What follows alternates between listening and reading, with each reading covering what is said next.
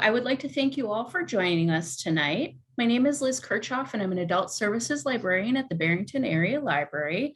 And we'd like to welcome you to this program offered with our partners at the Chicago Living Corridors. Before we begin today, we have a couple of housekeeping notes for you. Please mute your microphones and keep those muted during our program tonight. And if you have questions, you can use the chat box at the bottom of your screen, and we'll save a little bit of time at the end for any questions that come on in. We will be recording this program, as you heard, and that should be available for you to view next week. Sometime I'll send that link out to everyone. Now I'd like to go ahead and introduce Peggy Simonson. Peggy has been a volunteer with Citizens for Conservation for 16 years.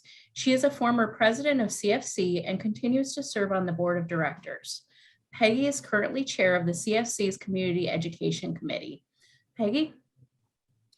Thanks, Liz. I'm pleased to have you all join us tonight, and we're very grateful, as always, to the Barrington Area Library to host these programs we've been doing monthly. I'm going to give you a little bit of background about Chicago Living Corridors for those of you who don't know about us. Chris, if you would move the slide to the next one. There we go. Chicago Living Corridors is an umbrella organization with the mission of focusing on private property ownership. We collaborate with conservation groups like the forest preserves that are publicly owned, but so much of our land, as you see, is in private ownership. And so we're really trying to focus on improving habitat in the greater Chicago area on private property. This map is a screenshot of our website. On our website, we have the different dots, the colored dots are represented of the various organizations that are members of CLC. And as you see, they're sort of geographic areas. Each of those groups, and I'll talk about who they are in just a minute, but work in a particular area. And consequently, if you are interested in, if you have good habitat on your property and would like to get a dot on the map, you don't come directly to us, you'll go to one of the organizations that represents the area you live in. So all of that's interactive on the website. You can check out and see which is which and who's where. Next slide. As I said, we're an umbrella organization, and the founding organizations a few years ago were all of whom are organizations that have active programs to help individuals improve habitat on their property. I'm with Citizens for Conservation, as Liz said. We have a program called Habitat Corridors, which advises primarily homeowners, but other private property owners on improving habitat.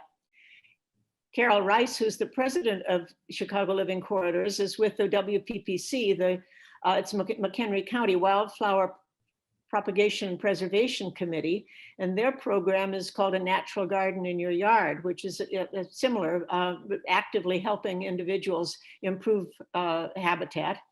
And also the one that's a little hard to see, but that's the Conservation Foundation that has the program of Conservation Foundation, Conservation at Home, which is licensed to a number of other conservation organizations, so pretty prevalent around the Chicago area.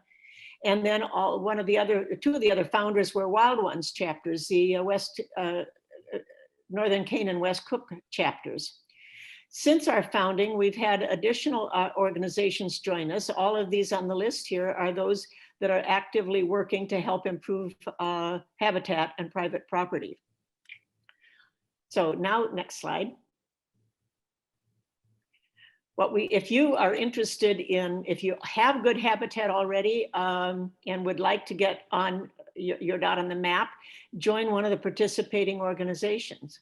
If you are just starting, we want you to plant natives, and many of you, I expect, are already actively doing so, but we can always add to them, and you're going to get some good ideas from Chris today about which plants support which butterflies. We also encourage volunteering with Chicago Living Corridors. If you're interested, again, get onto the ChicagoLivingCorridors.org website, all sorts of resources there. One of them, the great ones, is that we have had permission from most of our presenters in the last 18 months that we've been doing these to record the programs, as Liz suggested, and we have those on the CLC website. So if you didn't see them, you can go back and take a look at them, or if you did see them, but they're, all our presenters pack a lot of information into a program. So the same thing too is true with Chris's tonight. If you'd like to go back and re-look at it or look more at, I'm sure he's a wonderful photographer, so you're going to see some great photos. But anyway, so there's also a lot of other resources on chicagolivingcorridors.org, so do take a look at that. Now it's my pleasure to introduce our speaker tonight and our topic of butterfly host plants. You're going to learn how to attract butterflies to your home garden by providing food sources and breeding grounds for our native butterflies and other pollinators. Chris will inspire you to incorporate beautiful native plant species in your home landscape, and will discuss which host plants are specific to certain butterflies and other insects. Chris Benda is a botanist and past president of the Illinois Native Plant Society. Currently, he works as a researcher at Southern Illinois University, where he coordinates the Plants of Concern Southern Illinois program and teaches the flora of Southern Illinois. Besides working at SIU, he conducts botanical field work around the world, but also in our area teaches a variety of classes at the Morton Arboretum and leads nature tours for Camp Ondasunk. Chris, you're going to have to tell us about that. We don't know about that camp. Chris is also has research appointments at the University of Illinois and Argonne National Laboratory. So he's busy. He's also an accomplished photographer and author of several publications about natural areas in Illinois. So he is known as the Illinois botanizer. So we're delighted to have Chris join us today from Southern Illinois. Chris? Great. Thank you, Peggy, for the introduction. And thank you to Chicago Living Corridors for inviting me to speak about butterfly host plants. And here on the cover slide, we can see a greater spangled fritillary on, of course, butterfly milkweed.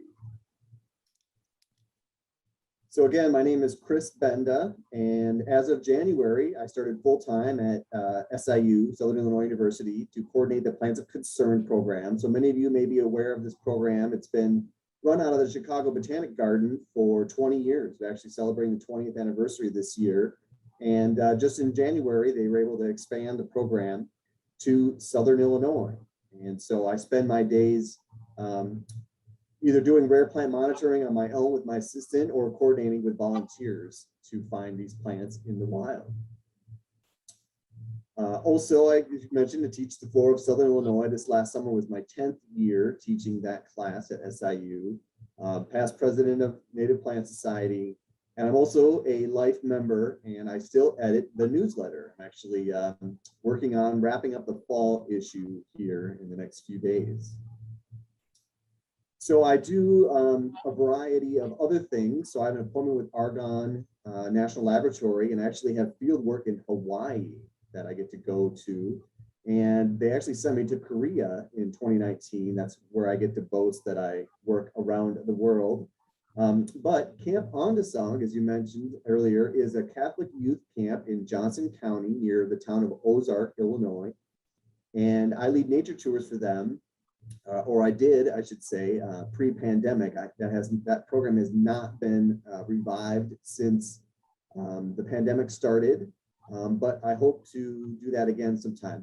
Some of you may be familiar with the internationally organization called Road Scholars, one's called Elder Hostel, and they have programs in all over the place. And so I lead nature tours at Camp Ondasung, which includes which on the site, they have the tallest waterfall in Illinois, which is really kind of exciting. Also, you can find me online as the Illinois Botanizer. Of course, my website there is illinoisbotanizer.com. And I do all the social media. I post a lot to Facebook and Instagram. But I have a blog as well. But I also would like to direct you to my website where I have a plants database. And there's over 1,000 entries now on the website. I've been living and botanizing in Illinois for 17 years. So I've amassed quite a collection of plant photos and trying to make those available to people on my website. And if you go to the bottom of the page, you can subscribe to the mailing list. I give a fair amount of presentations, tours, workshops, etc.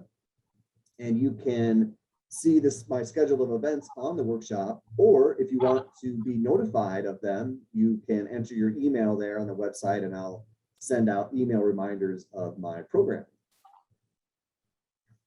So I think of myself as a natural areas ecologist, and the natural areas are the INAI sites, and INAI stands for Illinois Natural Areas Inventory. And that was started in 1976. And a natural area then is an area of land that has retained or recovered its original natural character, but it need not be completely undisturbed. So these are the high quality natural community remnants that are still intact as they have been, for hundreds and thousands of years in Illinois. So we think of these as pristine grade A or nearly pristine grade B natural communities that are in very high natural quality, very high natural condition. So the INAI was actually the first of its kind. You may be aware that George Fell developed the Illinois Nature Preserves law in the 1960s, and that allowed for protection of land by the landowner as a state law. And so that actually led to the inventory, because now once they had a program to protect land, they needed to figure out, well, where are all the remnants that we want to be aware of? So we may acquire them and save them as Illinois Nature Preserves. So that was really, Illinois was the first state to do that. And maybe because so much of Illinois has been converted to agriculture and other development, that we really needed to get a handle on what we had remaining. So that was in 76, and they found, after the sort of 3-year initial project to identify all the natural areas in the state, that collectively just 0.07% of the entire state of Illinois was considered to be in a pristine or nearly pristine natural conditions, a very small amount. Actually, Iowa is the only state that has less of their land in the state as in a natural condition. But that being said, we do have natural areas all over the state, in each of the 102 counties of Illinois. So they're well dispersed, and I bet there's one near where you live. Especially in the Northeast, there's all kinds of them, and then in the South, there's a lot as well. But you can see they're scattered throughout the state. So an example of one of these natural area remnants is this picture here of Munson Township Cemetery Prairie Nature Preserve in Henry County. So here is a little piece, several acres, of the original undisturbed Illinois prairie. And you can see the gravestones there that are from some of the early, European inhabitants of the land. And that's why these prairies persisted. They were set aside for these burials in the 1800s, and they were never plowed. And that's sort of the key factor for a prairie. Once you plow through a prairie, it will essentially never be the same again. Most of the prairie plant, or at least 50% of a prairie plant, is present underground as roots. And those roots over time, they become, they form a thick sod, and they break down into very productive organic soil. And that's why we have some of the richest farmland in the world in Illinois, because of the prairie ecosystem. And of course, we've converted most of it to agriculture in Illinois. And we have just these little, postage stamp sized remnants across the landscape like Munson Township. So if we zoom out here, we can see this is a picture of Munson Cemetery. And I think the site is about 20 acres or so, but the high quality portion of the site is just a few acres of undisturbed prairie. If we zoom out here, you can see this looks like a nice square box. You can see, surrounded by roads and ditches. That's one section. And one section is 640 acres. So you can see the size of the cemetery remnant there in regards to the 640 acre section lines. And if we zoom out here, you can see lots of little squares, all those different sections. And Munson Cemetery, when we zoom out this far, is barely even recognizable on the map. But you can see the dot there. That's the little prairie that's persisting in this giant expanse of agriculture. So we've really relegated our natural areas to tiny little spots on the landscape. And that's why I like this quote by E.O. Wilson, famous Harvard ecologist, who said, "Every scrap of biodiversity is priceless, never to be surrendered without a struggle." And of course, we have there pictured our own Illinois endemic species, the Kankakee mallow. Now, there's been some news going on of late that I'm sure many of you have heard about regarding natural prairie and natural remnants. And that has to do with Bell Bowl Prairie in Rockford, Illinois. So the airport there has planned an expansion. They are mainly a cargo airport, and they need to expand to serve clients like Amazon and UPS and others. And they, the airport board that decides these things basically came up with a plan that included bulldozing the high quality 5-acre gravel prairie present at the Rockford Airport called Bell Bowl Prairie. This prairie was actually had faced destruction in the past, and George Fell himself, Rockford resident, you know, he's founder of the Nature Conservancy, founder of the Natural Land Institute. He stood in front of bulldozers in the 1960s until the governor intervened and halted construction and was able to save Bell Bowl Prairie. So this site is very historic, and it came up to be destroyed again. In fact, they were slated to start construction November 1st. And you can see the picture here has the rusty patched bumblebee, which is a federally endangered species, and that was found at the site, and that's why construction was halted until November 1st, when the Fish and Wildlife Service determines that the bees hibernate. And it's a long story. I'm sure many of you have followed it, but I just heard today that the airport board decided to halt construction and they're going to revisit their plan. So this is a huge deal, a big win for the proponents of those of us who want to save Bell Bowl Prairie. So it looks like, at least in the short term, we bought some time to do some more advocacy to make sure that this natural remnant is protected. There's only something like 80 some acres of high quality gravel prairie in the entire state that's left in a high quality condition. So to plow over 5 acres is just unacceptable.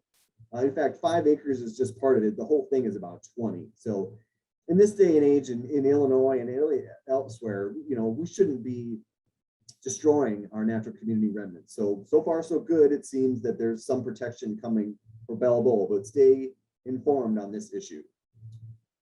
In fact, I'm going to be driving up to Rockford tomorrow to give a talk on Saturday about this exact initiative. So that'll be exciting. Okay, so into the heart of the presentation here. Illinois is a diverse state. We have approximately 3,600 vascular plant species that are found statewide, many of them quite showy and beautiful. And the state is divided into 14 natural divisions. And so the point I want to make with this slide is that if you're looking to plant natives in your home landscape or on your property, you want to consider where in Illinois you're located, because something that's native in southern Illinois but not found in the northern part of the state may not be as appropriate for your landscape versus something that's in southern Wisconsin, and vice versa. So plants are, you know, adapted to the environment in the location where they evolved. And so you want to use plants that are native in the region where you live. So I'm down here, I'd say I'm in number 13, that's the Shawnee Hills right now. And of course, most of y'all are up in number 3, the northeastern Moreno. So consider where you live when you're choosing native plants. Okay, and then I just kind of little preaching to the choir here, quick slides about why should we use native plants. And I think of this quote that I really like: nothing in biology makes sense except in the light of evolution. And so the idea here is that these plants have evolved over hundreds and thousands of years in this exact location, with interactions with the soil and the microbes and the fungi and the climate and the humidity and all those different factors. So they belong in that place. They've developed there over a long period of time. So they're adapted to the local conditions. And of course, you're not going to get native wildlife if you don't have native plants, right? There's a symbiosis happening here between wildlife and plant life. And so planting native plants will support native wildlife. And then, over time, once these perennial plants get established, they should be less maintenance, than like planting annuals every year or something, and then cheaper as well. So some strategies, I should give a caveat here. I spend all my time in the wild looking at plants and appreciating plants and admiring them. So I am not a gardener. The house plants we do have, or my wife takes care of those. So I do not have a real green thumb, but so I'm probably telling you things you already know, but some strategies for planting would be colors. Right? You want to have a variety of different colors of the wildflowers that occur in your landscape. Bloom time. So we want to have things blooming all times of the year. So you got to consider when are plants blooming. You want to choose them. So there's always something in bloom. You want to select species that are adapted for the soil and the light. So essentially it's, wet or dry soil versus sunny or shaded conditions. And then I always like to remind people, don't forget about the ferns and the grasses and the shrubs. We're always drawn to forbs and showy wildflowers, but we have these other groups of plants that are also useful to incorporate in your property. And then think about climate change effects. We see this already in Southern Illinois. A lot of plants are moving north. Plants that didn't used to be in Southern Illinois or were rare are becoming more common because, things are shifting. And the climate in Illinois is getting warmer and wetter. So again, 6, native plants. Can't stress that enough. Look for native plants. And even within obtaining a native plant, if you really want to be a purist about it, you want to consider where the seed source comes from. So you want what we call local ecotype seed. And that means that even though, say, cardinal flower is native in the United States and in Illinois, you'd be better off purchasing seed that originated from a population within 100 miles from where you live versus seed from, Minnesota or, another state. Now, that's often hard to do. We don't have a lot of sources for seed. So I would say that at the very basic level, incorporate plants that are native to North America, and ideally plants that are native to Illinois, and then even more preferably, if possible, plants that are local ecotype, come from a plant population in the wild within 100 miles from your home. And that's just, an arbitrary number, but you understand the point, I'm sure.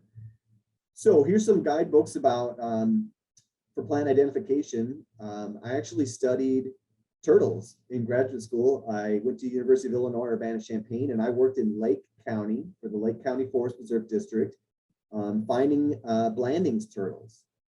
And so I taught myself plants in graduate school, and I used Newcomb's Wildflower Guide a lot to learn plants. But we also have Illinois wildflowers. And then in Southern Illinois, I like this Wildflowers of Tennessee and the Ohio Valley. So there's some sort of pretty picture, more of a layperson approach to plant ID. But if you want to get the technical manuals that are comprehensive, that have all the wild occurring plants in your region, for the state, we have Dr. Molenbrock's Vascular Flora of Illinois. And then in the Chicago region, we have the somewhat newly released Flora of the Chicago region by Jerry Wilhelm and Laura Barica.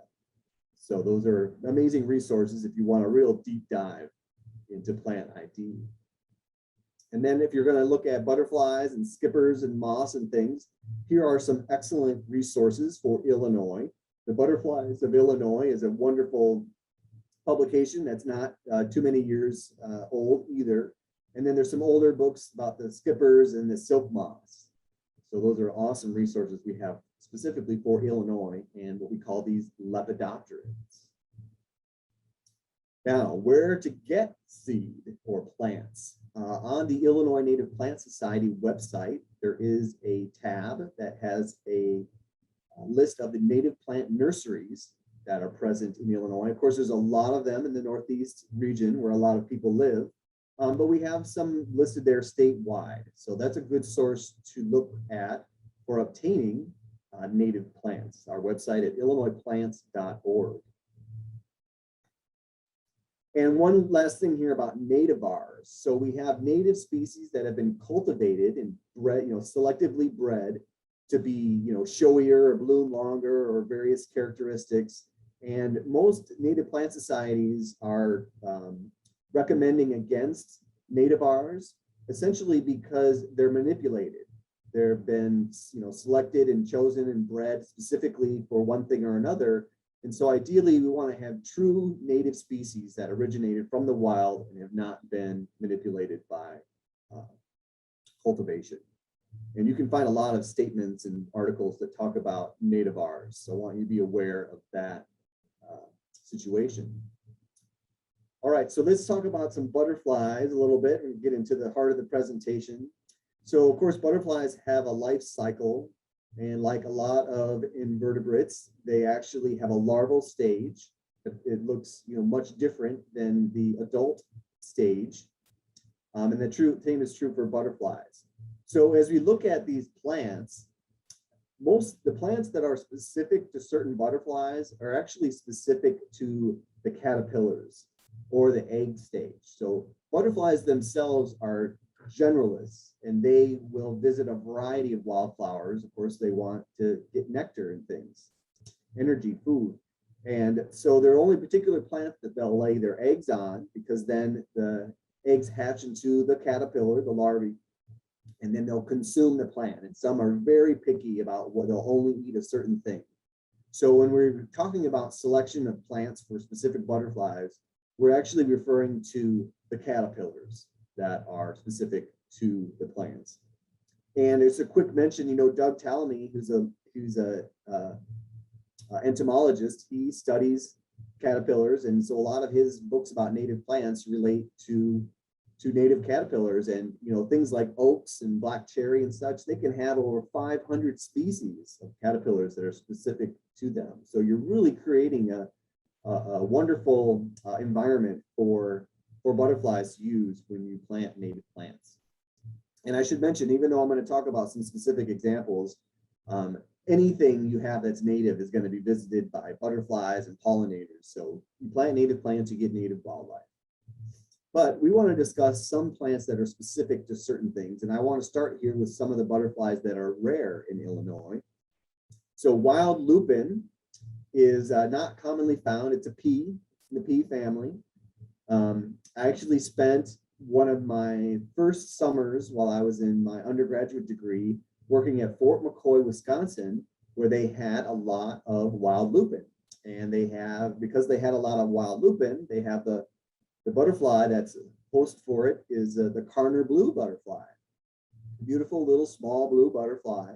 And so they had a good population there at the Fort McCoy. And so a bunch of us, spent almost the whole summer walking in transects, mapping on the site 60,000 acres where all the wild lupin occurs. So that was an interesting project, because the Karner blue is very rare. It's actually a federally listed species, and so it needs wild lupin for regeneration. Now we also have this neat plant called swamp thistle. I know thistles sometimes get a bad reputation because we have some non-native ones, and they're considered weeds to some. They invade your yard, and etc. But we have many fairly conservative thistles in Illinois, like the swamp thistle, Cirsium muticum. And this thistle, as the name implies, it likes wet areas. It likes high quality fens. So this is a one you're going to find, in our natural areas. And underneath the flowers there, which we call the involucre, it's like a dark gray color here. On this species, it's very sticky, very viscous. So that's one way that's easy to identify the swamp thistle. You just touch the involucre, it's very sticky. And this plant is not as sharp and spiny and painful as some of the other thistles, like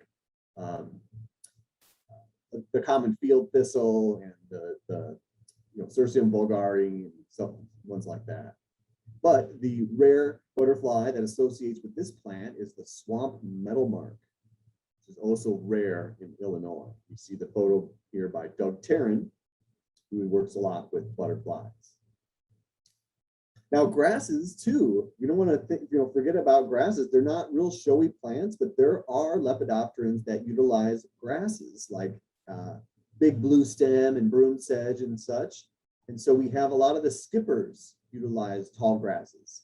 So a skipper is, similar to a butterfly. They're all lepidopterans, but it's in a little different of a grouping. They have some morphological differences. But this skipper here is one of the rare ones in Illinois. So some grasses in your landscape will be good for our native skippers. Now here's a cool plant, the rattlesnake master. It's an iconic prairie plant I'm sure many of you are familiar with. It has leaves that are very fibrous, like the yucca leaves, hence the name yucca folium. It's saying foliage like yucca, is the translation there. And on the rattlesnake master is a rare moth, actually, that we call, oh, let me tell you this story first.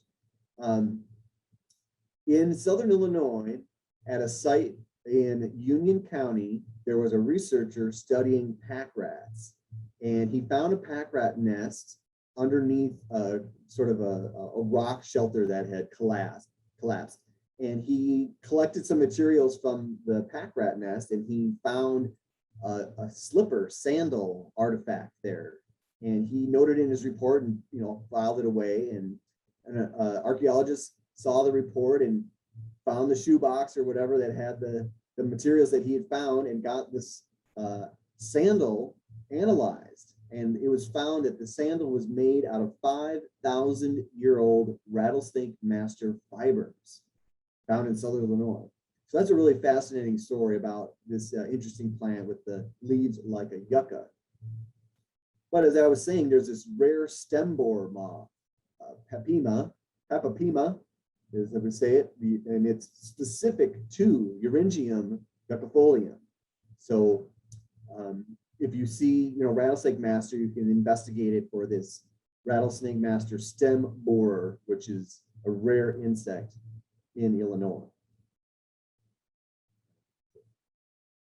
Oh, and I want to thank Bill Glass here for the photo of that rare animal, which I have never observed myself. I hope to someday.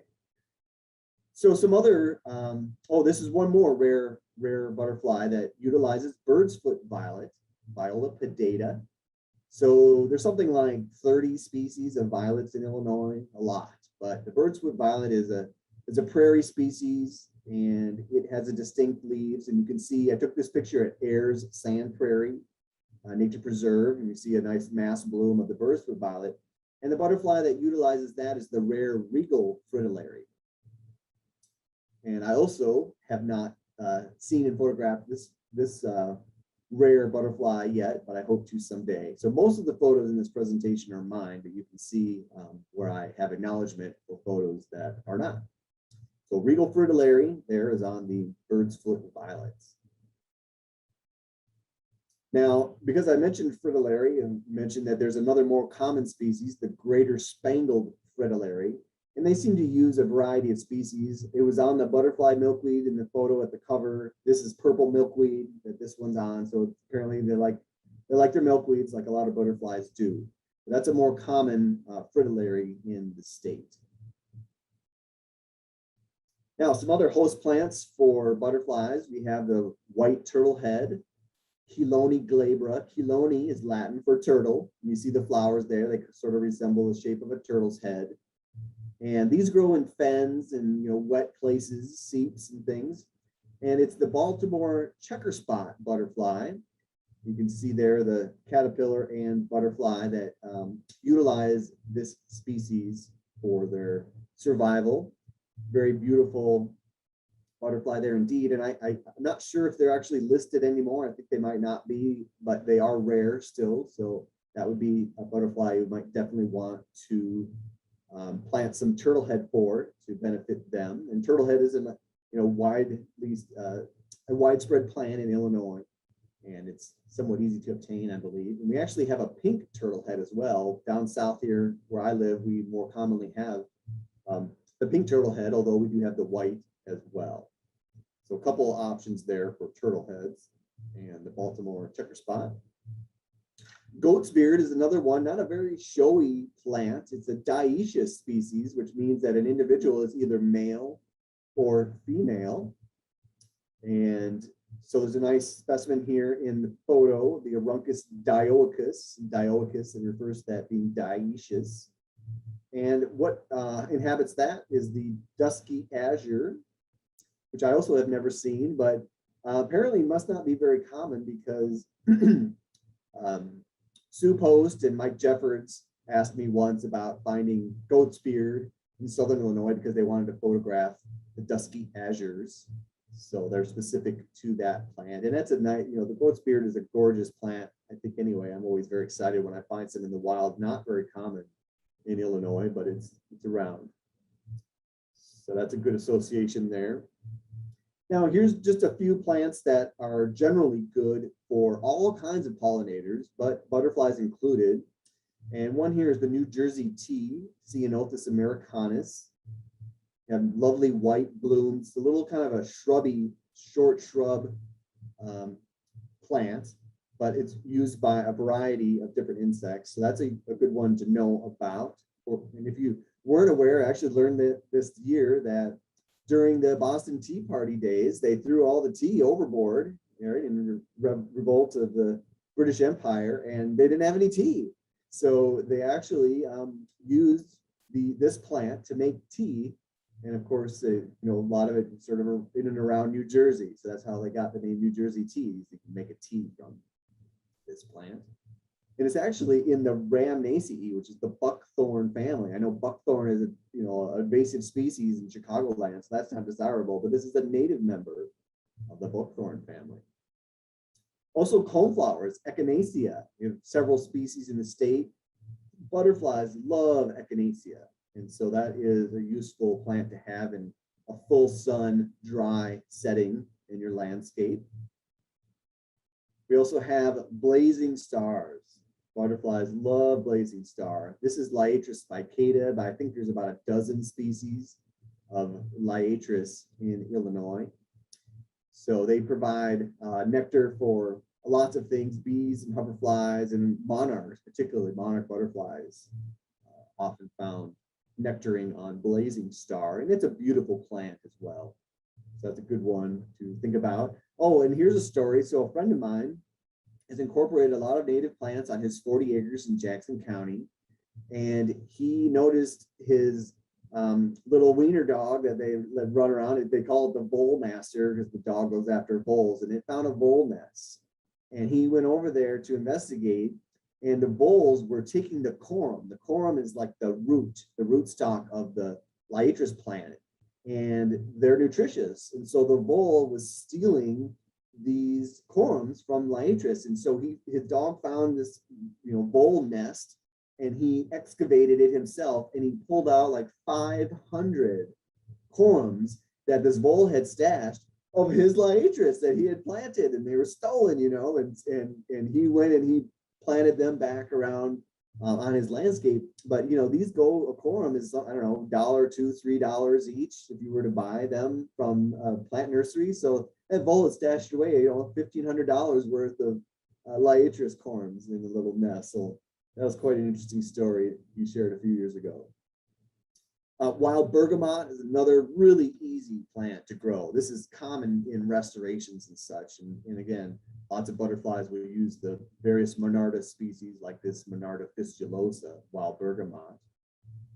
And white wild indigo bush, another good pollinator plant. It's kind of a taller plant. It's in the pea family, Baptisia alba is one of the synonyms for this. A lot of the plant names are changing rapidly, it seems, but Baptisia alba is the name for this. And the cool story here is that this is a pea, so it makes a big legume, a pea pod. And there's lots of seeds inside. And often if you open them up and get seeds, you see that a lot of seeds are gone. They've been eaten by weevils.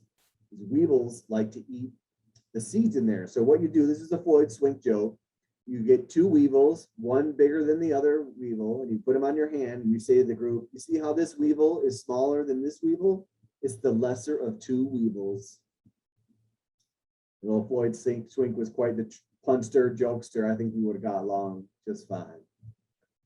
So another plant here, very good for butterflies, is Dutchman's pipe, Aristolochia tomentosa. We actually have another pipe vine, Aristolochia serpentaria, or Endotica, if you're up to date on the new updated nomenclature. So pipe vine and Dutchman's pipe are host plant for the pipe vine swallowtails. And there's a picture of the caterpillar, the pipe vine swallowtail caterpillar on pipe vine. So that's a good one there to have. And of course, there's the adult You can see the swallowtail projections there coming off the wing, hence the name. So pipe vine, swallowtails are on pipe vine, Dutchman's pipe.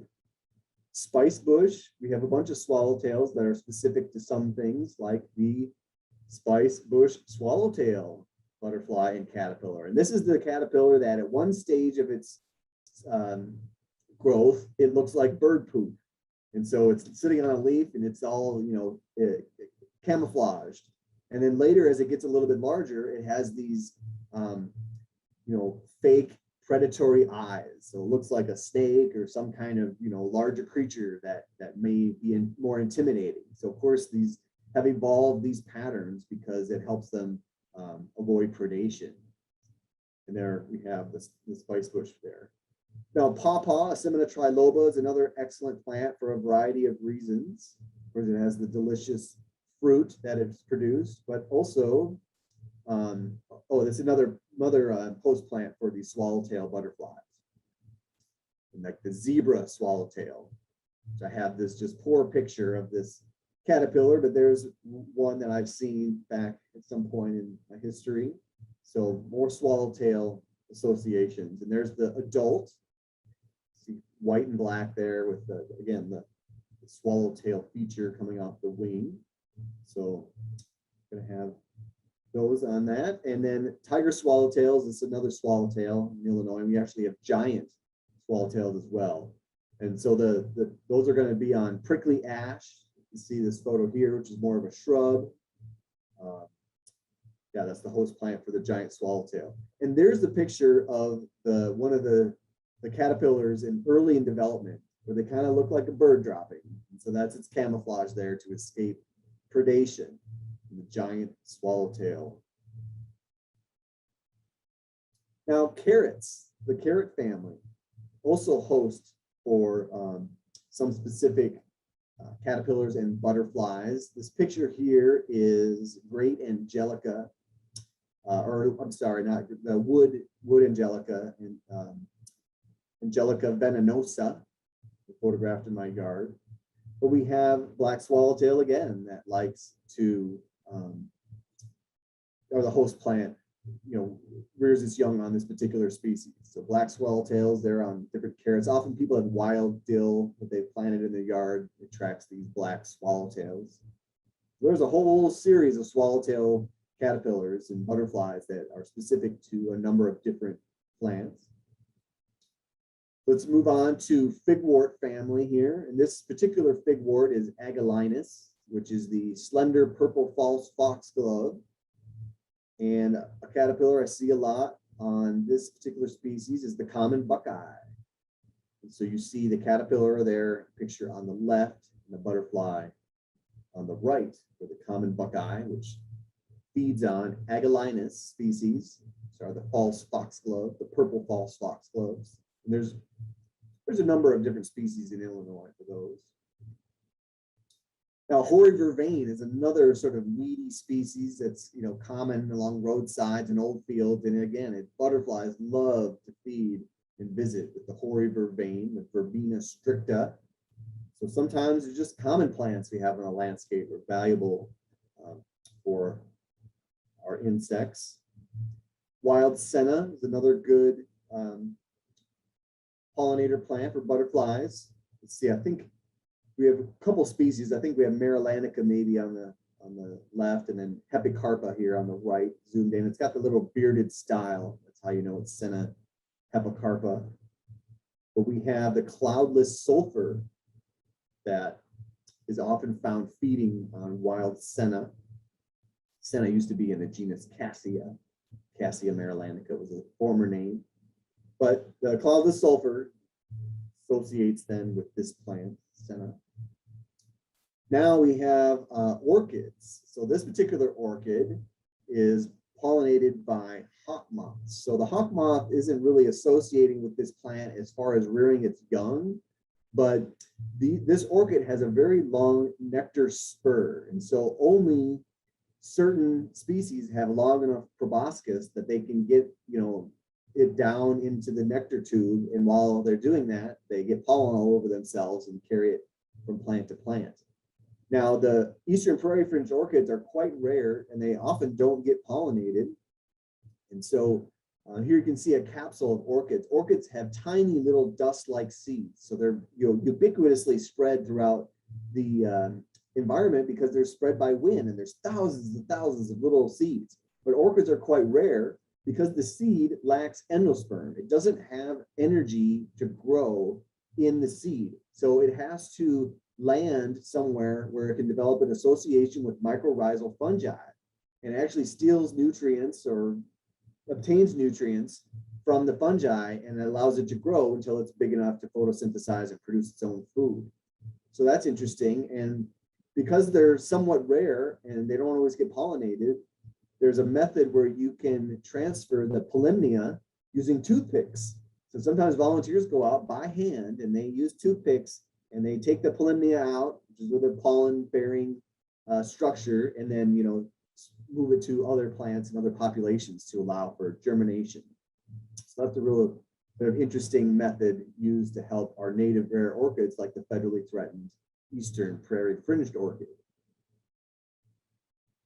So now we have a few moths. Moths are a little typically drabber in color, and they're not as showy and beautiful, but they're important. Lepidopterans as well, like the Pandora sphinx moth here is hanging out on Virginia creeper. And these seems like they have a quite variation. They can come in a number of different colors. This one's sort of a brownish with this white spots on it.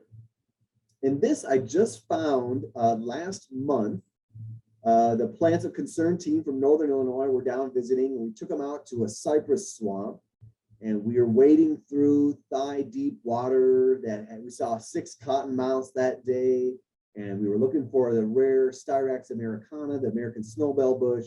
And we encountered actually this plant I'd never seen before. It's called Ludwigia leptocarpa, which is the hairy primrose willow. And on it was a specific caterpillar that uses plants in the Onagraceae, which is the primrose family, the primrose willows. Anyway, very showy, very large caterpillar specific to this family of plants. So that was the first time seeing this caterpillar and this plant. So that was very exciting out there in the swamp, catching that one. And then Luna moths are, more conspicuously patterned with the green colors there. Luna moths only live for about a week. So the adults have no mouth parts. They don't need to eat. They, metamorphose from a caterpillar to the moth, and they mate and they die. That's their strategy. So the Luna moths are very large and showy lepidopterans that you should be on the lookout for. Now, a butterfly magnet plant is buttonbush, Cephalanthus occidentalis. And this is a woody shrub. It likes wetlands. So shrub swamps and margins of ponds and, in the water, feet wet, most of the year, if not the whole year. And they have these globose, flower heads. And you see the little protrusions that are sticking out of it. Those are the styles, right? The female portion of the plant is the stigma style ovary. So that's the style. So I always joke and say buttonbush is a plant that has a lot of style. So it's good to incorporate that in your home landscape. Butterflies love it. They also like marshmallow. So various hibiscus. We have, I think, 3 native hibiscus species in Illinois. They're quite large plants. So they get pretty tall. They like full sun, and they also like it where it's wet. They have these large flowers and a lot of bees. There's a specific bee, I believe, that visits these. So lots of pollinators, but butterflies as well use the hibiscus plants. And then asters, of course. Asters used to be in the genus Aster, but I say those pesky taxonomists, they switched now. Most of the New World asters are in the Symphyotricum genus. Some Ionactis or Eurybia, there's a few others, but most of them are in Symphyotricum. That's how we say it's how to faster master the aster disaster, that asters are no longer classified in North America really as asters. But various pollinators and butterflies like them. Like this picture is the heath aster. Symphyoticum ericoides. And moving on, lead plants, another awesome plant. The dog face sulfur is one of the plants that will inhabit this particular one. The gray hair streak is another one listed there. I don't have a picture of that, but mentioned those, the like lead plant. Now, lead plant is not the easiest plant to grow. It's typically a indicator of remnant intact prairie and such. But I know it has been put back on the landscape. It has these beautiful purple blooms, and it's really an awesome plant all around, and one that some butterflies also utilize. And then I want to mention some shrubs too that are good for pollinators and butterflies. The red spotted purple and the viceroy butterfly use serviceberry, Amelanchier arborea. And of course, these bloom in the early spring before trees have leafed out, and they have these beautiful white blooms on them for the serviceberry. Black haw is a viburnum. We have a number of different viburnum species in Illinois, and they can host an array of butterflies and moths, including the holly blue butterfly, a silk moth, a sphinx moth, the hummingbird clearwing moth. So they all host on viburnums during the caterpillar phase. And it is a beautiful flower. They don't last very long. I have a big clump of rusty black haw, which is Viburnum rufigelum, that grows in front of my house, and just huge blooms on them, but they last about a week, it seems. They're very fleeting, but they're quite gorgeous, the Viburnum species. And then really late in the year, you can find witch hazels blooming. So the useful thing about witch hazel is a lot of plants are going dormant. Wildflowers are harder to find, but in this time of year, late October and in November, you can find flowers on witch hazel, Hamamelis virginiana, and that is the host plant for the spring azure butterfly, which is a fairly common butterfly. It sort of looks like the Carner blues, small blue colored butterfly, as the name azure implies. So witch hazel, useful for that. And I thought I'd throw in a couple ones that you want to look out for because you don't want to touch them. So caterpillars, we saw on the swallowtails that they had, evolved camouflage for escaping predation. Well, these caterpillars will pack a painful sting if you brush up against them or touch them, like the stinging rose caterpillar we can see here. So you don't want to touch those. And also the saddleback moth caterpillar. So the moths don't look all that particularly showy, but the caterpillars are quite beautiful. But this is one that I have several times accidentally brushed across a leaf with my hand, and then, ooh, what is that? Ow, and it'll sting. It's kind of like a, like a stinging nettle sort of sensation, a little more severe and lasts a little longer, but it wears off. But those are kind of neat looking caterpillars that you might want to avoid touching, at least. I'd say it'd be good to see them and photograph them, just don't touch them. Pack a painful sting. Okay, so I'd like to end the presentation by talking about milkweeds, which of course are trending these days. We've got a lot of press and information about milkweeds. In fact, the Illinois Department of Natural Resources produced this poster a few years back, and they reached out to me and used a number of my photographs of milkweed for their milkweed poster. So I was honored to have photographs on that. And of course, the milkweeds are the host plant for the monarch butterfly.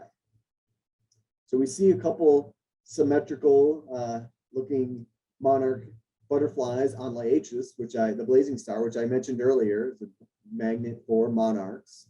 But the monarchs are looking for milkweed to lay their eggs because the caterpillars utilize milkweed for food when they're growing up. Now, milkweed contains a toxic latex, which is the milky sap, hence the name milkweed. And so this caterpillar has special adaptations where it can ingest safely the toxic sap of the milkweeds. And they actually incorporate that toxin into their bodies. So monarch butterflies are toxic to other animals. And that's one reason why possibly the viceroy butterfly is a mimic of the monarchs. They look similar, but they're not toxic. And so predators learn to escape them. And so if you can't be toxic yourself, well, look like something that is, and maybe that will help as well. So you can see the monarch caterpillar there phase on the swamp milkweed. So I thought I would end the presentation by going through quickly 18 native species of milkweeds in Illinois, which is in the genus Asclepias. So as we started the cover slide here with the butterfly milkweed, all kinds of butterflies love this plant, and that's why it's aptly named, butterfly milkweed, Asclepias tuberosa. It's the only native milkweed in Illinois that has orange flowers. It's the only native milkweed in Illinois that does not have milky sap. It actually has clear sap. And it also has alternate leaves, although some of the other milkweeds sometimes have alternate leaves as well. But most milkweeds have opposite leaves. So there's the butterfly milkweed, beautiful. We also have swamp milkweed, Asclepias incarnata, which, as the name implies, likes wetlands, typically full sun, ditches and things. Oh, I was driving across Interstate 64 in between Mount Vernon and St. Louis, and in the ditches along the interstate was just solid swamp milkweed. So, the Illinois Department of Transportation is doing what they can to promote habitat for the monarch butterflies, because a lot of people are concerned they may become federally endangered. And honestly, depending on who the landowner is, sometimes that does not help the situation if you're a landowner. So we're trying to get ahead of the curve here and promote food for monarchs so that they do not become any rarer. And swamp milkweed is a good one that grows in a variety of places there for that. Some other ones here, we have, of course, the common milkweed, which grows all over in old fields and roadsides and pretty commonly across the landscape, as the name implies. And it also wonderfully smelling blooms. If you've never smelled common milkweed and you see it bloom next year, go, take a big whiff of those big flower heads, and they are very pleasantly fragrant. Down here in the southern part of the state, we get the variegated milkweed, Asclepias variegata, sometimes called red ring milkweed, because you see the little red ring around the flowers there, sort of underneath the petals. I should mention also that milkweeds, Asclepias, has a very complex floral structure. So they're somewhat unique in how they're formed, and there's a lot going on there in the anatomy of the flower for milkweeds. And a couple other ones here. We have the tall green, Asclepias hurtella, and the horsetail milkweed, Asclepias verticillata. So the tall green milkweed is fairly conservative in Chicago region. I think it's monitored in some places. And you can see the picture on the left has a nice monarch caterpillar that is on the tall green milkweed. In Southern Illinois, tall green milkweed is a roadside plant in a lot of cases, so it's not as conservative. And then what's sort of bizarre is the opposite is true for the horsetail milkweed.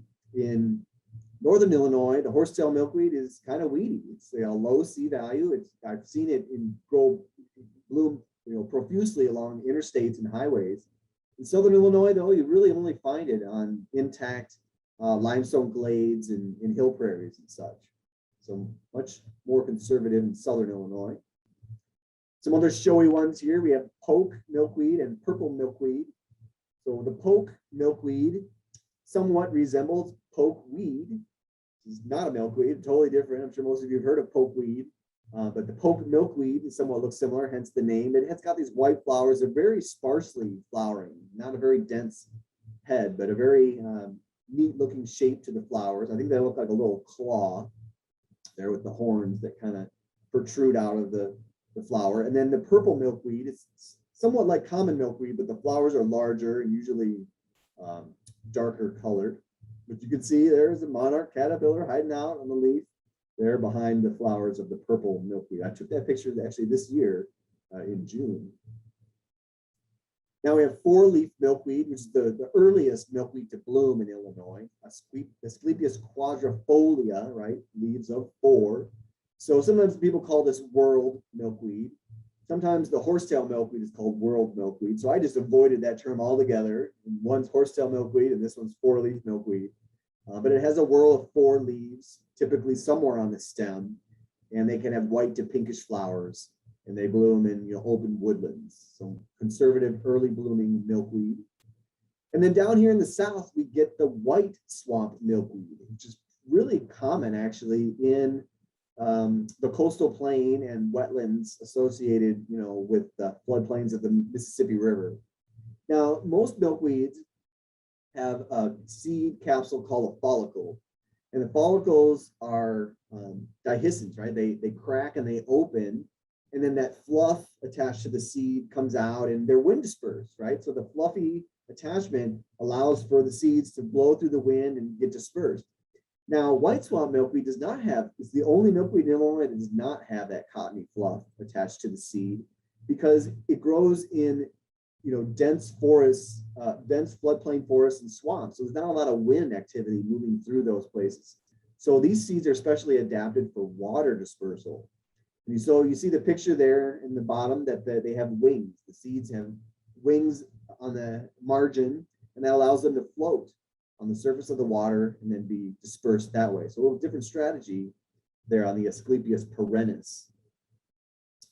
Another beautiful one with larger flowers is the prairie milkweed, Asclepias sullivantii, which is, as the name implies, in prairies, more on the northern half of Illinois. Always I'm excited to find prairie milkweed, especially when blooming. I took that picture actually in Cook County years ago. And then some of the green flowered ones, we have green milkweed, sometimes called short green milkweed, and then the green flowered milkweed, which is also sometimes called spider milkweed. So the short green milkweed is Asclepias viridiflora, even though viridiflora means green flowered. And the green flowered milkweed is Asclepias viridis, even though viridis means green. So it seems like the common names got a little switched up there, and they seem backwards according to the translation of the botanical name. But in any event, those are two additional milkweeds. And actually the green flower, the Asclepias viridis on the right side of the slide, is also a pretty early flowering milkweed and not very common in Illinois. It's really just in a few counties in sort of the not as far south as unglaciated Illinois, but in the southern till plain. So that's kind of neat, where the short green milkweed likes really dry prairies and limestone glades and things like that. Now we have one that's restricted to sand, and in Illinois, there's just a few places where there's really a large amount of sand deposited, and that's where you'll find the sand milkweed, sometimes also called blunt-leaved milkweed, Asclepias amplexicalis. It has a relatively few sets of leaves on the stem, and then you can see it's pretty sparsely flowered as well, and they sort of have a darker color there to the flower. So I don't see this plant that much, but when you're in sand, it's one to look out for. And then the rare milkweeds. We have several pretty rare milkweeds in the state, like woolly milkweed. As the name implies, you see how hairy it is, Asclepias lanuginosa. And this also grows on prairies, dry gravel prairies, dry habitats, and it is state listed as rare. So not a very easy one to find. I actually drove like 4 hours out of my way to photograph this when it was blooming. A friend works at a preserve and he let me know. And I was traveling up to Chicago and I went way out of my way to go see it, but it was worth it. And although this does grow and bloom in Chicagoland as well, often these rare milkweeds are sterile. The population sizes are so small that they don't make seed. They flower, but nothing is pollinating them, or even if they do get pollinated, they're inbred. So they don't produce viable seed, and that's one reason why they're quite rare. And then here are the two rarest milkweeds of Illinois: Mead's milkweed, which is on the left, which is a federally threatened species, and the oval-leaved milkweed, Asclepias ovalifolia, which only occurs in Illinois at one site, and they're not doing very well, I heard, as of this year at that site. I took this photo in 2013, and I think it's a lovely photo, and I feel fortunate to have captured it because, at least in Illinois, this is not a species that will probably persist on the landscape for much longer, but we're trying. So that's one of our rarest, really, milkweeds in the state, the oval-leaved one. So I'll end here with this quote for you to think about. Remnant landscapes inspire the artist and the poet to all manner of expressions of beauty. Indeed, caring for the land in and of itself is an endeavor that can heal our own fragile souls. Quote by Gerald Wilhelm, the author of The Flora of Chicago Region. So I will conclude my slideshow there. You are welcome to email me if you have questions. And again, check out my website. Look at the plants there and check out the schedule and sign up for emails if you're interested in that. Notice, folks, that in November, we have a change of date. Instead of the fourth Thursday, it is the 3rd. It's going to be on November 18th because of Thanksgiving. And this is a program you absolutely do not want to miss. Backyard Wildlife by Stephen Barton. He is a spectacular photographer and gets all sorts of critters. He has a webcam in his backyard, and you'll just be amazed at the kind of photos he gets of whoever's visiting his yard. So you want to make sure you see that. He is a veterinarian, a herpetologist, and I'm not sure he sees many snakes in his yard, but he sure gets all the birds, and he gets the birds, you know, with the berry in their mouth or, you know, whatever. So really a wonderful program. So like Chris with his wonderful photos, they really make a difference when you can see the quality of photography that you folks are doing.